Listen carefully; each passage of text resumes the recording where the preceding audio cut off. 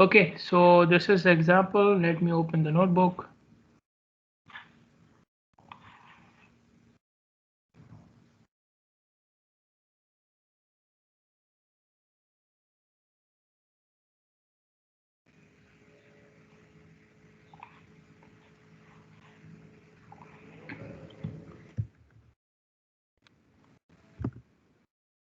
Okay, so we have this.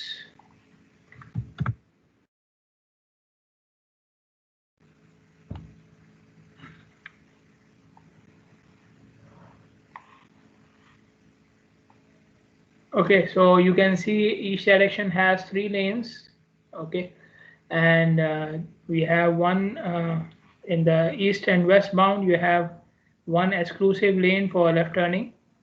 Then you have one lane exclusive for through, and then you have shared lane for through and right. Through means straight. Okay, through means straight, and the same configuration for north and southbound as well.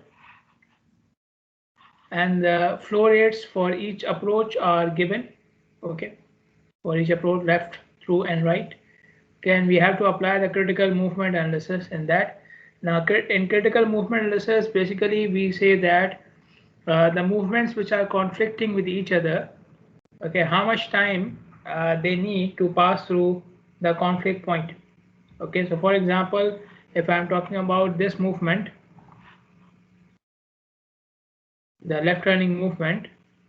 Okay, so the left turning movement can conflict with the straight as well as this right turning. Okay, I just made it, I think in the other lane. It should be in this lane, right? But in any case, it will be conflicting with these two movements. Okay, so for eastbound, for example, the left turning is 130, and obviously I will take the straight and the right for the westbound. Okay, so eastbound left is 130.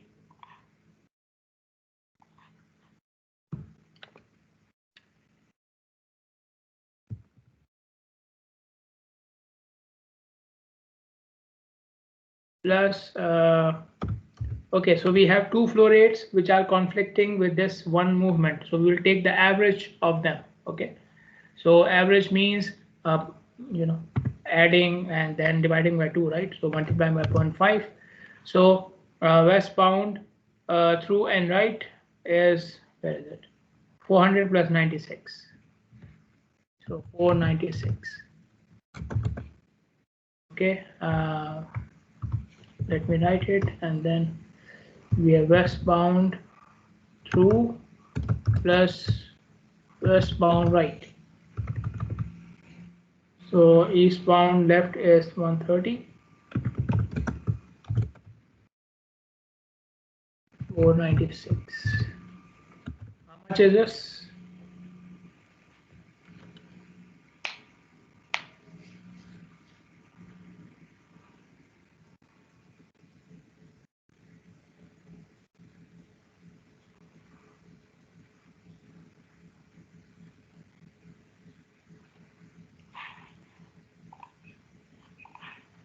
How much is this value?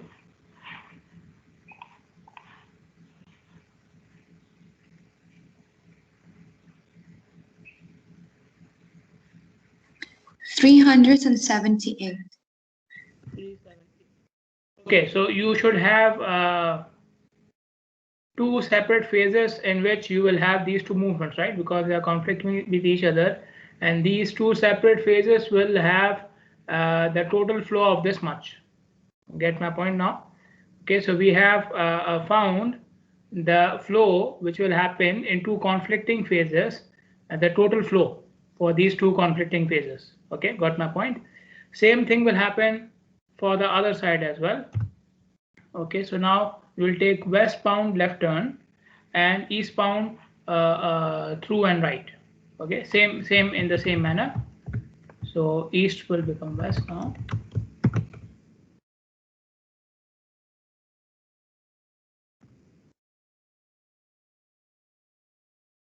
Okay, so westbound left is 200.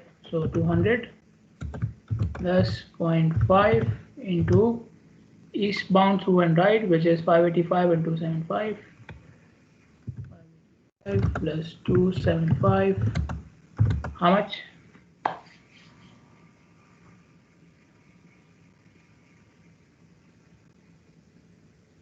630. 630. 30. Okay. Now you know that you can allow westbound through and westbound right and westbound left in the same phase, right? You know that. So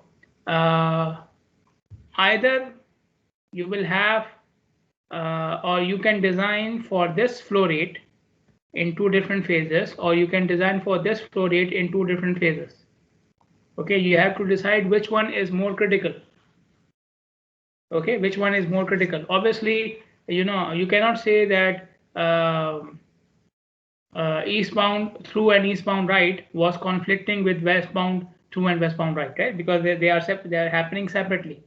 They are happening separately, so they are not conflicting with each other. Okay, so either you can have two phases in which these two movements, or you can design for two phases which will be designed for these two movements. Okay, happening in different phases, or you can design for these two movements which are happening in two different phases. Okay, now you have to decide which conflicting pair of movement is more critical. Which conflicting pair of movement is more critical? So you can see obviously which one is more critical. 378 or 630? 630. 630 is more critical because it's higher. Okay, it's higher. So the critical pair of conflicting movements is this one. Okay, from in this direction, in the eastbound and westbound direction. Okay, the critical pair of conflicting movements is 630. Okay, then you apply the same thing for the southbound and northbound direction as well. Okay, so it will be, for example, southbound left plus 0.5 into northbound 2 plus northbound right. So southbound left is 185 plus 0.5 into 370 plus 64. Okay, how much is this?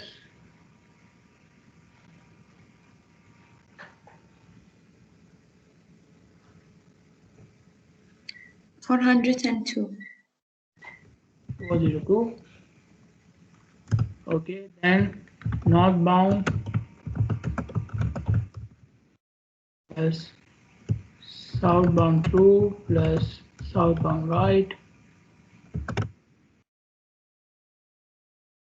So northbound left is 95.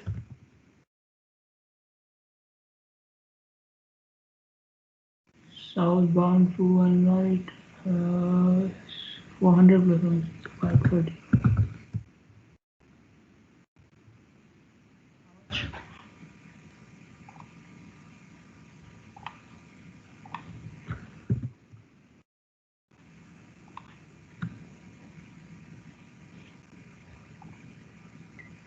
$360.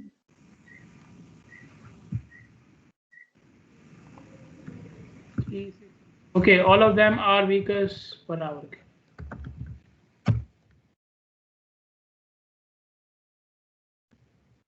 Now you want, you can convert all these values to passenger cars per hour, and you can even convert them into flow rate as well. Okay. But obviously we are not given with any such data, so we will just proceed with whatever data we have. Okay, again the same thing, you have to decide about the critical movement. So in this case, for the case of east and west, we said the critical movement is this one, 630. Okay, so in east and west directions you must have two phases which will have which will facilitate, or which will serve a combined conflicting flow rate of 630 vehicles per hour. Okay, in the east and west direction you must have two phases, separate phases, okay, which can combinedly serve the conflicting flow rate of 630 vehicles per hour. Okay. In the same way, you will decide about the critical movement in the critical pair of movement. Okay, they don't call it movement. Critical pair of movements which are conflicting with each other. Okay, so which one is more critical in this pair? This one or this one? The first one, right? 402 is more critical. So in the south and north direction, you must have two phases which will combinedly serve the pair of which will combinedly serve the flow of 402 vehicles per hour. Okay, which will combinedly serve the flow of 402 vehicles per hour. Okay, and obviously, now what does it mean? Let me try to explain in some other terms.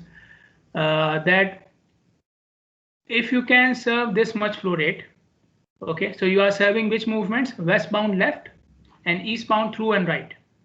And obviously they will happen in different phases because they are conflicting. Okay, we know this much. They are conflicting, so they will happen in different phases. Now what will happen to these movements? The movements which you found non-critical. Okay, you can, so for example, eastbound left and westbound left can be in the same phase. Get my point? Eastbound left, this movement, and westbound left can be in the same phase. Okay, or eastbound left and eastbound through and right can be in the same phase. Obviously, it depends upon you which grouping you want to go for. Okay, so it depends upon you. My point is the movements which are non-critical, so eastbound left and westbound through and westbound right, will be combined with one of these movements. Okay, will be combined with one of these movements. So you can either combine westbound left through and right. Okay, or like I said, you can combine westbound left and eastbound left. Okay, and you can combine then eastbound through and right, westbound through and right. So it depends upon you which movement combination you want to go for in a phase. But basically, if that phase can serve or those two phases, westbound left and eastbound through and right, their combination can, if their combination can serve 630 vehicles from these lanes, then if you combine the other lanes from other direction, it will definitely serve the other flow rate as well, because it is less. Okay, so if I go for example, I will combine eastbound left and westbound left in one phase, and I will combine through and right for eastbound and westbound in another phase. Okay, so the combined two phases can easily serve 630 vehicles per hour. Okay, so if 378 vehicles per hour is happening simultaneously in the same time, so for example, these two combined phases have a timing of, let's say, 50 seconds. So 50 seconds, for example, I find out 50 seconds is enough for 630 vehicles per hour. 50 seconds is enough for 630 vehicles per hour. So in the same 50 seconds, if 378 vehicles per hour is leaving from other lanes, it is enough. If 50 seconds is enough for 630 vehicles per hour, then it is definitely enough for 378 vehicles per hour as well. Okay. So when you will design, if you go for this analysis and then later on you want to use it for your design, then you know that westbound and eastbound through are the critical movements. Westbound left and eastbound through and right are the critical movements. These two movements can be combined with any of them, whichever is non-conflicting. Okay, and obviously eastbound left, westbound left doesn't conflict. Eastbound left, eastbound through and right doesn't conflict. Okay, so you can combine across any of these two pairs. Okay, you can combine one movement from this pair with any of the movements from the other pair. Okay, it doesn't matter. Okay, and but you know that critical phasing will be this one. The critical phasing will be this one, and same thing here as well for north and south. Okay, so if you go for later on phasing, then you know I should be having separate phases for southbound left and northbound through and right, and I can combine northbound left with one of them and southbound left and through with the other one of them. Okay, so it depends upon you. So now we know the critical flow and for each pair of conflicting movements, and then we will add them together to know the total lane volume. Okay, so 630 plus 402, how much?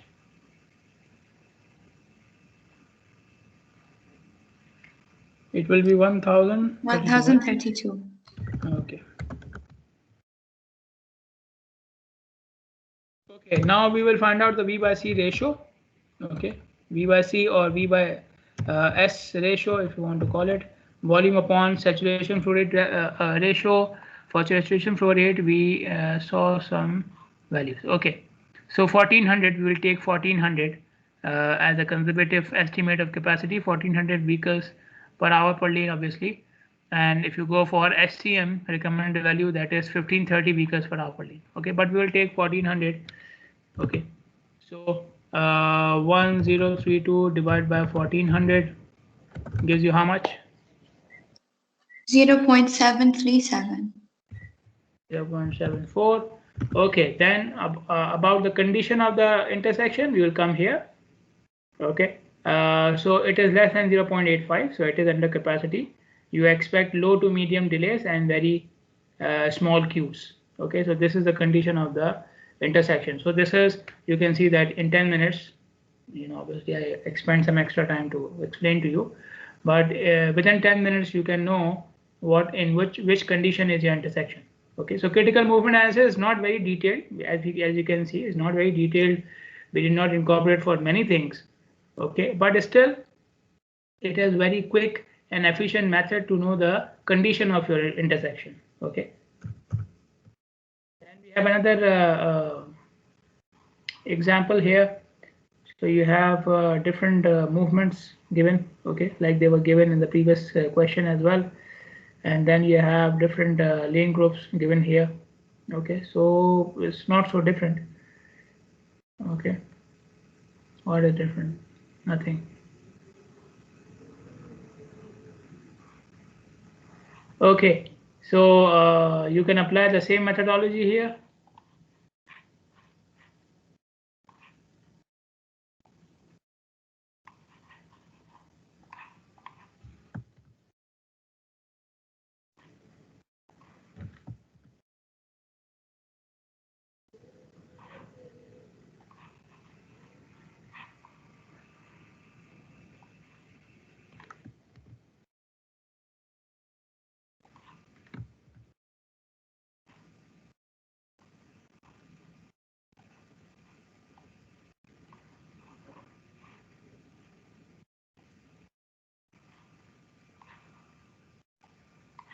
Okay, so eastbound left, how much? Eastbound, okay, I may have explained it earlier as well. Eastbound means going towards east. Eastbound means going towards east. Okay, so you can see here it is 18120, this one. Eastbound left, going towards east and taking the left. Okay, and westbound through and right, so 360 plus 170. 360 plus 170, and you will give me this value. Okay, so you can start calculating the values as I'm writing the numbers. Okay, then westbound, that means going towards west, so 110. So eastbound 690 plus 280.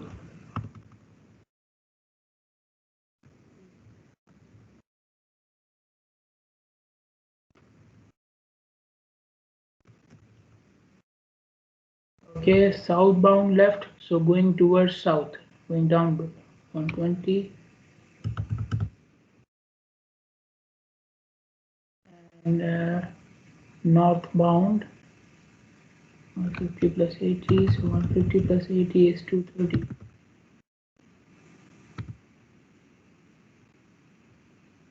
And then northbound left, so 80. Is it 80 or 60? It is 60. So 210.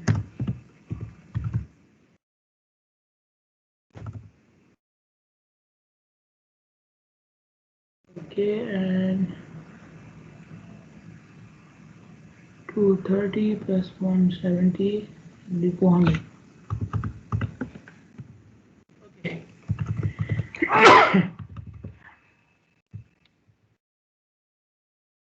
Okay, give me the values.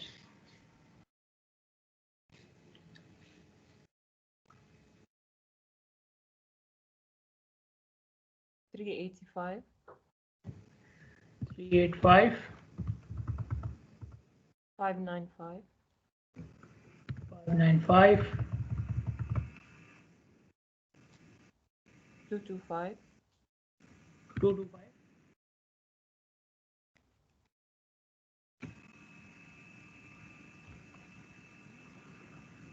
280. 80. Okay, now which one is critical? Which ones I'm adding? This one is critical. Yes. And this one is critical. Okay, so 595 plus 280. How much? 875. 875. And if you take the same saturation flow rate, then how much? 0.625. 0.62. Okay, so same conclusion, the intersection is under capacity. Okay. Any questions? Is it clear?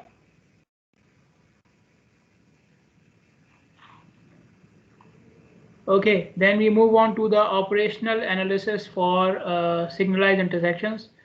Now, although it's not part of your syllabus, but in the textbook they have also mentioned the operational analysis for roundabouts as well. Okay, so we will see in the end of the course, if we have time, then maybe we can go for the operational analysis for the roundabouts as well. Okay, because we have so many of them in planning. Anyways, operational analysis, whenever we say operational analysis, we mean finding out the delay and level of service.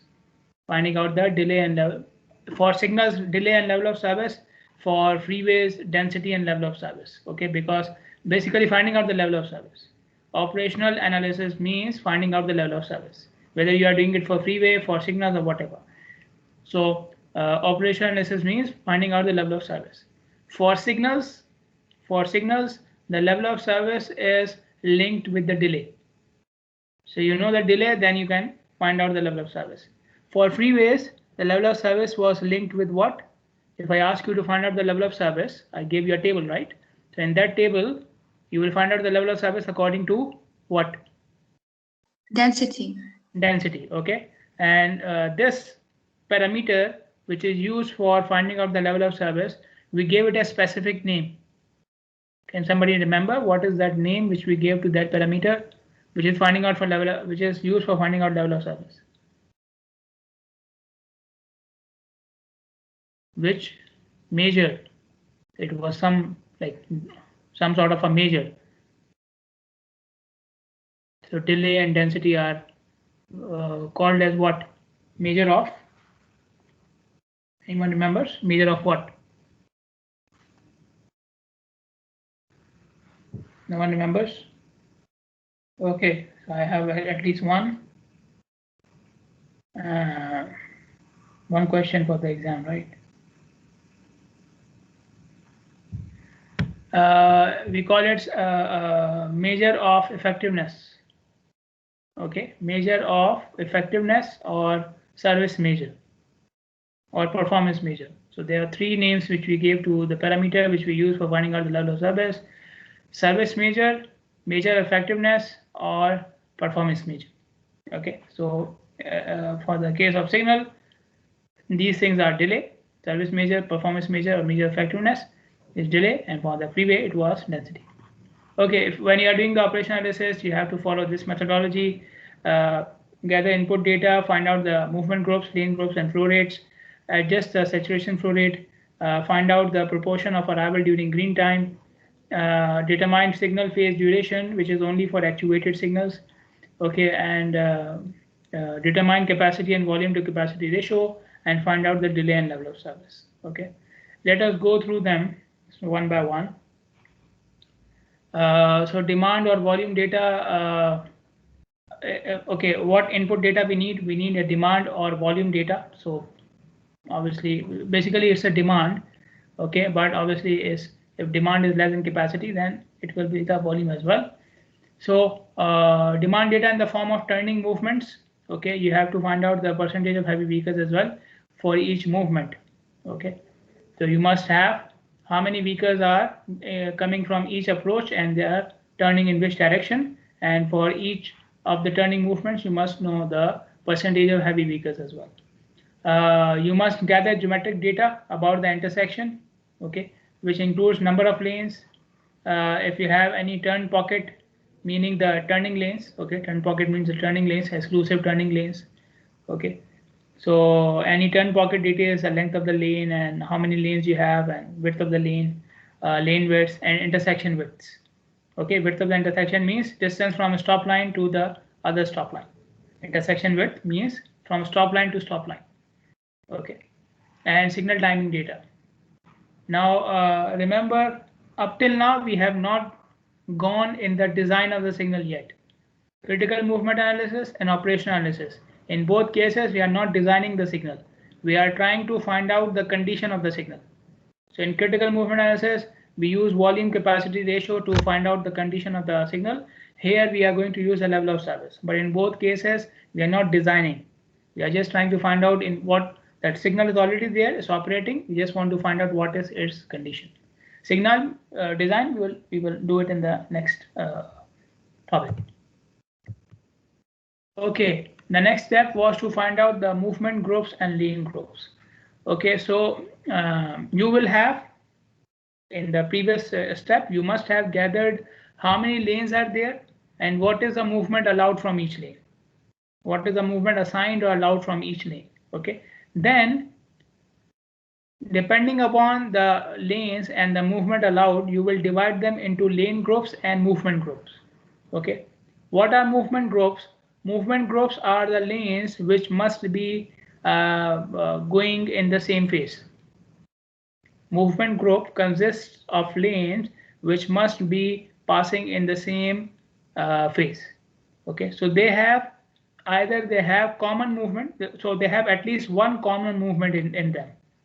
They have at least one common movement assigned to them.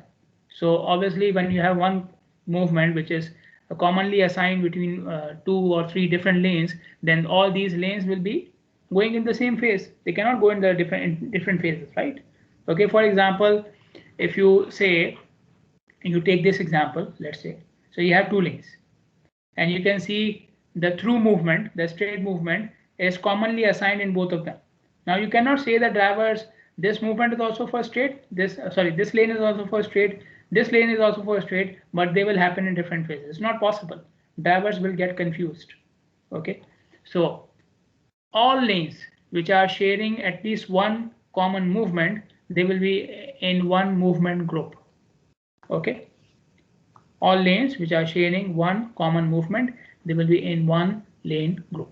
Okay, and then what are lane groups? Lane groups are lane groups consists of lanes which have similar movements and they will have the same capacities. They have similar movements or the same movements and they will have the same capacities. Okay, so lane groups consists of lanes which have the same capacities.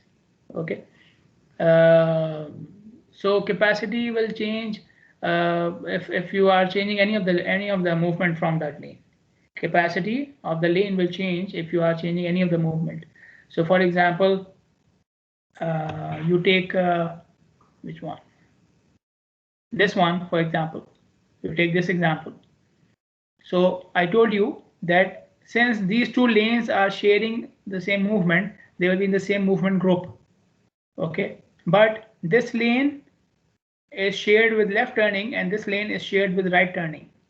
Okay, because left turning and right turning vehicles will not take the same amount of time. Their turning time will not be the same. Right turning obviously takes less time as compared to left turning and so on and so forth. So because of that, the lane which is shared with left turning will have a different capacity as compared to the lane which is shared with right turning. Okay, same thing. Okay, and now you come here. In this case, so you have 1, 2, 3, 4, 5, 5 lanes, 5 lanes. Out of these 5 lanes, these 2 movements they are sharing. Okay, so they are in the same movement group.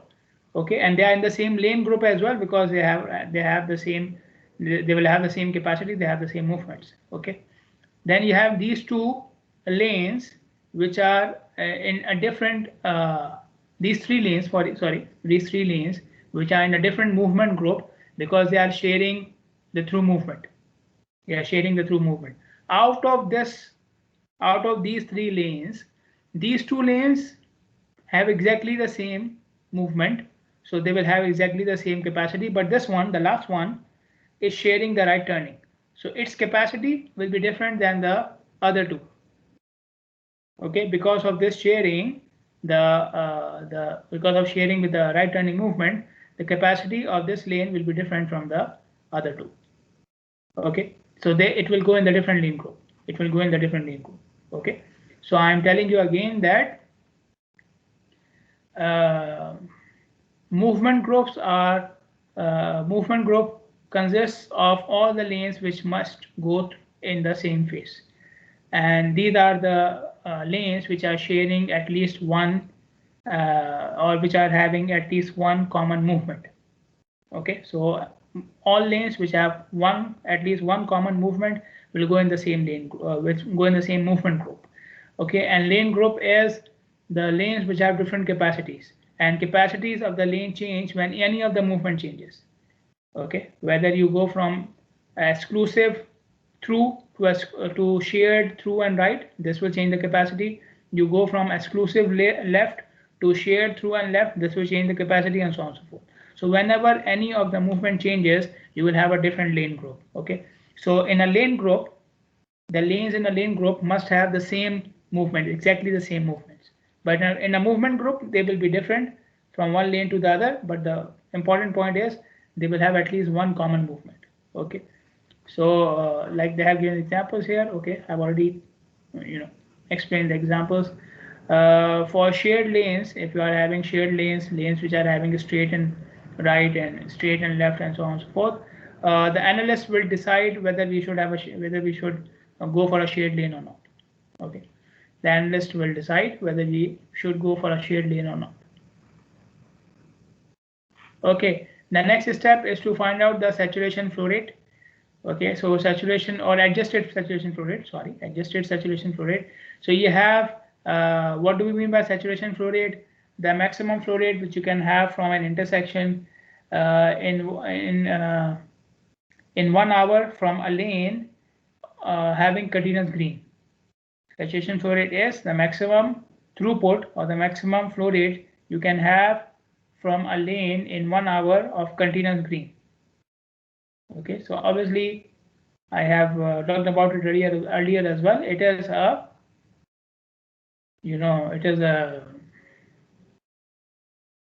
theoretical value, a hypothetical value, because intersections will not have 1 hour of green. Okay, so we have a hypothetical value, and you can find it. I think we have done it in one of the previous chapters as well, from the headway. If you know the saturation headway, the minimum headway, you can find out the saturation flow rate as well. Okay, so in that calculation of saturation flow rate, when we are finding out the base saturation flow rate, there is no effect taken for the signal timing. Okay, we are just assuming that the vehicles, if they move at saturation headway from the signal or from the intersection, okay, for 1 hour continuously, then how many vehicles can pass. That's it. So you have the headway, which is the interval between 2 vehicles. You find out how many vehicles can pass with this interval in 1 hour. Okay, so they have given some values, again assuming saturation headway.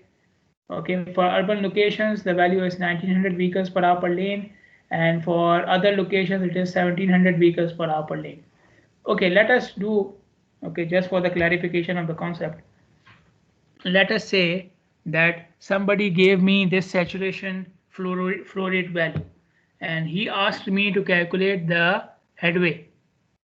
Okay, so I think even if you don't have the concept of saturation, headway and saturation flow rate, you must know how to calculate flow rate from headway. Okay, flow rate and headway are what? What is the relationship between flow rate and headway? They are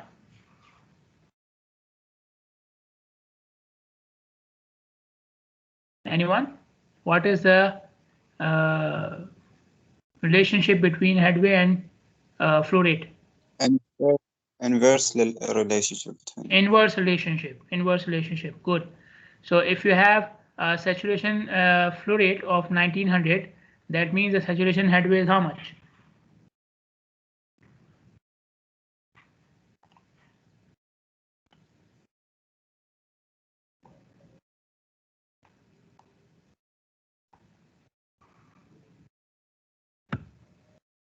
So we are saying it should be 1 upon 1900, right? Or should I do something else as well? Should I just take it 1 upon 1900? That's it. 3,600. Yeah, 3,600 because it is in we want it in seconds, right? Yes. 1.9. 1.9. So around 2 seconds, right? Around 2 seconds per vehicle. Okay. So this is how we find it. This is how. So we did the reverse just to explain you how do we find it. Okay. So first of all, you must know the base saturation flow rate. You must know the base saturation flow rate for which you can go to the field, find out the minimum headway, take the inverse. You will have the base saturation flow rate, which is denoted as S naught here. Then this S naught is multiplied with so many factors. You multiply S naught with all these factors to get the value of adjusted flow rate. Okay. Now, before we go on for these factors means that you are not meeting the base condition, the ideal condition. Okay, that's why we apply the factor. So for example, one of the factor is for heavy vehicles and gradients. One of the factors is for heavy vehicles, or for example, one of the factors is for lane width. The first factor is for lane width. FW is the factor for lane width.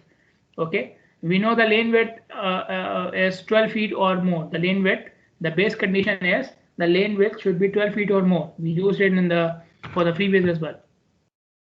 Now, if lane width is 12 feet or more, if the lane width is 12 feet or more, then this factor will become what? If you meet the base condition, then this factor will become what? 1. 1. Okay, because this factor is being multiplied. So you cannot take it 0. Keep it in mind. If you are meeting the base condition, that means no need to apply the adjustment factor, then the value of the adjustment factor will become 1. Don't make it 0. If you make it 0, the whole equation will become 0. Okay, the whole equation will become 0. Keep it in mind. When the adjustment factor is being added, so whenever you meet the base condition, the adjustment factor becomes 0. But when you are multiplying the adjustment factor, that means whenever you meet the base condition, the adjustment factor will become 1. Okay, so I told you we have adjustment factor for lane width, heavy vehicles, parking. Okay, if you have parking besides the intersection, if you have buses, okay, adjustment factor for area type, lane utilization, okay, adjustment factor for left turning, right turning, and for pedestrians if you are taking left turn. So adjustment factor for left turning lanes for pedestrians, adjustment factor for right turning lanes for pedestrians and bus cyclists, adjustment factor for work zone, adjustment factor for downstream lane blockage. So after the intersection you have a lane blockage. If after the intersection you have a lane blockage, then you must have adjustment factor for that. And adjustment factor for sustained spillback. Sustained spillback. Spillback means what? I explained earlier as well. So you have this segment and then you have your own intersection here. So you are doing the analysis for this intersection. Okay, this one. Okay, so spill back means what? You have a queue of cars which is blocking this intersection as well, and this is happening continuously in the peak hour. This is happening continuously in the peak hour. So in the peak hour, continuously you have a queue spill back, which is very rare, by the way, which is very rare. If this something like this is happening, then you don't need any operation analysis for that. If you ask me, then you don't need any operation analysis. You directly go for some modification in the signal, which is downstream. Okay, if you are having continuous spill back from the upstream segment, which is going, which is continuing in the previous if you are having continuous spill back from the downstream intersection, which is blocking your intersection as well, then you should go for some improvement in the downstream intersection, because until you sort out this spill back, your signal will not operate in any better situation. Okay, you will not have any other level of service than F, I think. Okay, so if you have sustained spill back, then you must do something about it.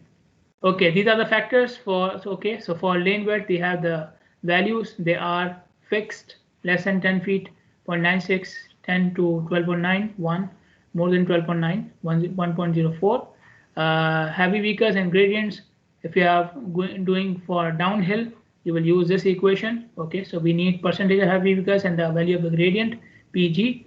Okay, if you are doing level or uphill, then you will use this equation. If you have parking present besides the intersection, then you will use this equation. So we have n, which is the number of lanes, and you can look for this equation in the book. Okay, I think it will show clearer, but this is 18 into nm. 18 into nm. Nm stands for number of parking maneuvers per hour. In 1 hour, how many parking maneuvers? Parking maneuvers means vehicles going into the parking stall and coming out of the parking stall. Each one is a parking maneuver. So you observe for 1 hour. You observe for 1 hour how many vehicles went into the parking stall and how many vehicles went out of their parking stalls. So you count, all of them will be counted as maneuvers. All of them are counted as maneuvers. Okay, so you have 10 vehicles going in, 12 coming out. Total number is 10 plus 12. Okay, coming in is also a maneuver, going out is also a maneuver. Okay, and minimum value, if parking is present, keep in mind, if parking is present, then minimum value of FP is 0.05. If parking is present, obviously if parking is not present, then FP is what? If parking is not present, then FP is what? You just said it in the previous slide. 1. 1. Okay, if parking is present, then minimum is 0.05. Now, for example, if you use this equation, and you get value 0.02, if the equation is giving you value 0.02, then which value would you take? FP will be, yeah, FP will be what?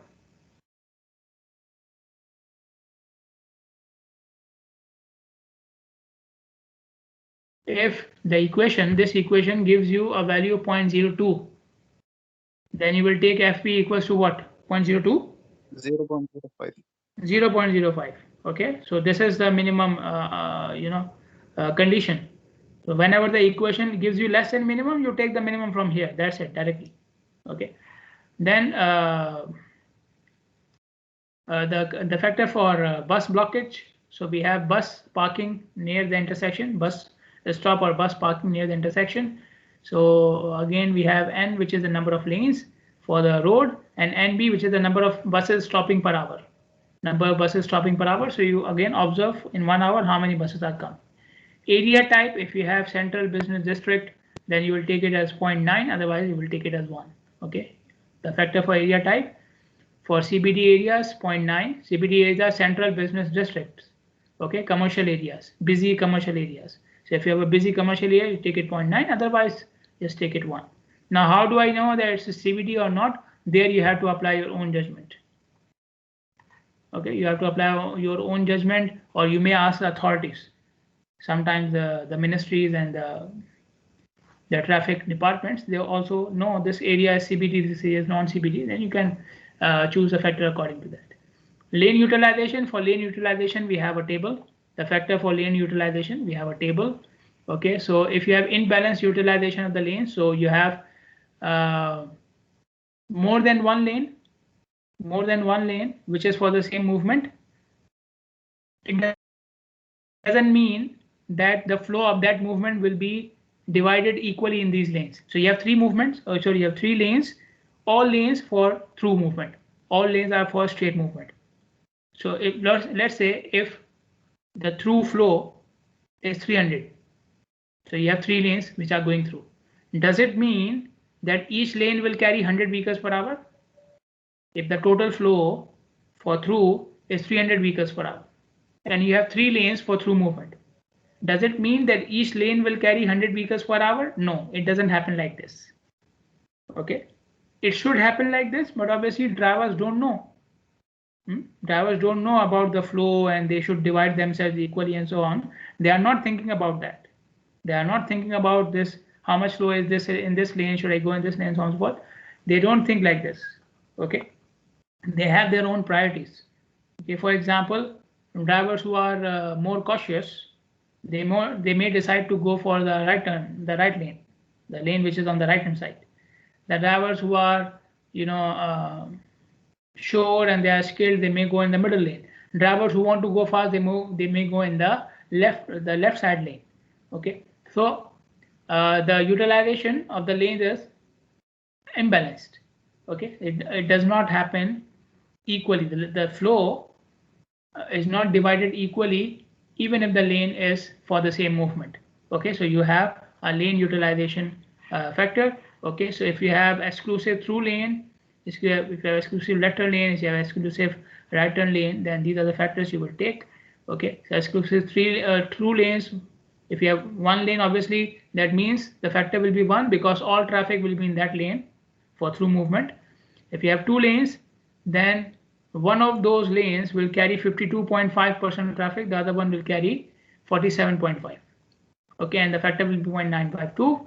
And if you have three lanes, then one of them will carry 36.7%. The other two will carry less than that. This is the flow in the heaviest lane. The flow in the heaviest lane, the lane which has the heaviest flow. So the other two lanes will carry less than this value. Okay, and the factor will be 0.908. If you have exclusive left turn lane, again, if you have only one lane, no problem, factor will be 1. If you have two lanes, then one of them will carry 51.5% traffic, the other one will carry 48.5, and the factor will be 0.971. And if you have exclusive right turn, again, no factor for left turning, for right turning, for one lane. If you have two lanes, then this is 56.5% traffic in the heaviest lane and 0.885 is the factor. Okay, if you have a lane for right turning or a lane which is sharing the right turn, then you will calculate the factor by 1 upon ER. What is ER? The equivalency factor for right turning vehicles. The equivalency factor for right turning vehicles. Now we have discussed the concept of equivalency factors when we're discussing the heavy vehicles, right? When we're discussing the heavy vehicle adjustment factor for freeways, we had the equivalency factors for gradients and so on, right? So what was the definition of equivalency factor? Equivalency factor was the effect of a heavy vehicle on traffic as compared to a passenger car, right? Effect of a heavy vehicle on traffic compared to a passenger car. Equivalency factor for turning has the same logic, but obviously we are not talking about heavy vehicles now, so we are not comparing with passenger cars. Equivalency factor for turning vehicles is the effect of the turning vehicle on traffic compared to a through vehicle. Effect of the turning vehicle on traffic compared to a through vehicle. That is the equivalency factor. So for example, they say for right turning, the equivalency factor is 1.18. 1.18. So a right turning vehicle has 18% more effect on traffic as compared to a through vehicle. That's what they are saying. 0.18 means what? 18%, right? 18% more effect than a through vehicle. And left turning, again, if you have a left turning movement present in the vehicle, then it will be 1 upon EL. So EL is given as 1.05. So 0.05 means 5% more effect. So a left turning vehicle has 5% more effect than a through vehicle.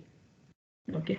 Then if you have pedestrians and bikes present, and you can so for these factors we have detailed analysis. There are no tables and direct equations for them. So for each factor there's a separate procedure. For work zone we have already seen this procedure. If you want to go back you can have a look for the factor for work zone in the freeways. In the topic of freeways we already calculated the factor for work zone adjustment. Okay, so you can, if you go back there, you will see there was a whole procedure. So same thing for the factor for pedestrians and bikes, have the factor for downstream lane blocks and the factor for queue spillback. So for each of these factors we have a complete procedure. For the time being we are just making our lives easier and we will not go through all these procedures. For the time being we'll just use the factors which are simply there. If you are interested in looking at these factors, the procedures for all these factors are given in the traffic engineering book, which I have given you in the last semester, the 5th edition. The 5th edition, it has a procedure for calculating all these factors separately. Okay, let us look at this example. Sorry, we cannot. Sorry. Okay, any questions? If the time is over, you can let me know. Okay, I don't mind. I don't mind.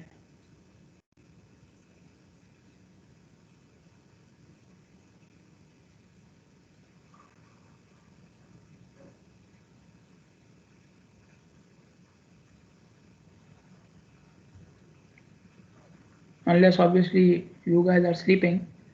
And obviously you don't mind if the time is over.